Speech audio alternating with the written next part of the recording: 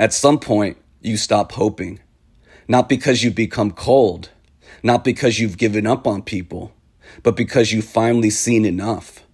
You've waited long enough, explained yourself enough times, given space, time, patience, the benefit of the doubt. And nothing moved. Not dramatically, not offensively. It just stayed the same. That's when it happens. You don't feel angry anymore. You don't feel disappointed. You feel clear. Clear that the version of people you were hoping for exists only in your imagination. And that hoping, quietly, persistently, was costing you more than you realized. This isn't bitterness.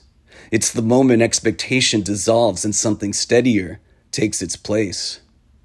When hope that people will change disappears, life doesn't become harsher.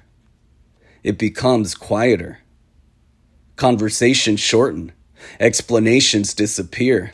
You stop trying to land your point perfectly. Not because you don't care, but because you've learned what effort actually moves. There was a man who learned this early, Tokugawa Ieyasu. He lived in a world where loyalty shifted constantly. Allies changed sides. Promises were made to buy time, not keep faith. Early on, he believed patience and reason could reform people, that given enough explanation, enough goodwill, enough restraint, others would rise to the moment. They didn't. What changed him wasn't betrayal. It was repetition.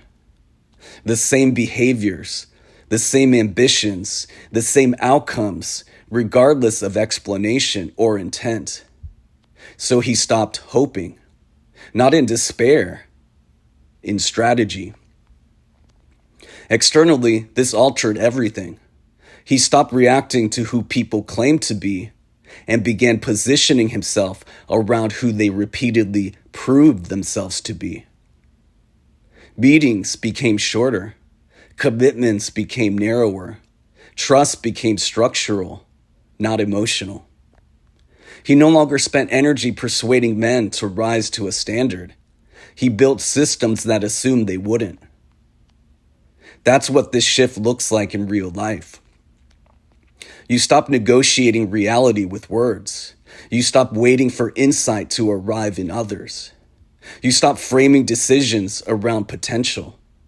Not because you've grown pessimistic, but because your life can no longer afford to be organized around hope. This doesn't make you smaller. It makes you precise. Your energy stops leaking into conversations that go nowhere. Your boundaries stop needing explanation. Your choices stop hinging on whether someone else will finally understand. Externally, people may not notice the change at all. They just notice you're harder to sway, harder to pull into cycles, harder to disappoint. Because disappointment requires expectation, and expectation is what you quietly lay down. Eventually, you notice something subtle. Your life becomes calmer, but not warmer. You're no longer surprised by people, no longer frustrated by them, no longer invested in who they might become. You accept them exactly as they are. And that acceptance has a cost. Not because it's wrong, but because hope was doing more emotional work than you realized. Hope kept you engaged. It kept you explaining. It kept you leaning forward. When hope dissolves, you stop leaning. You become steady. And steadiness can feel lonely at first. Not because you're isolated, but because you're no longer negotiating reality. You don't argue with it. You don't bargain with it. You don't wait for it to change. You meet it. That's the trade no one prepares you for. You lose the illusion that people will grow on your timeline, but you gain something quieter. Your decisions become cleaner.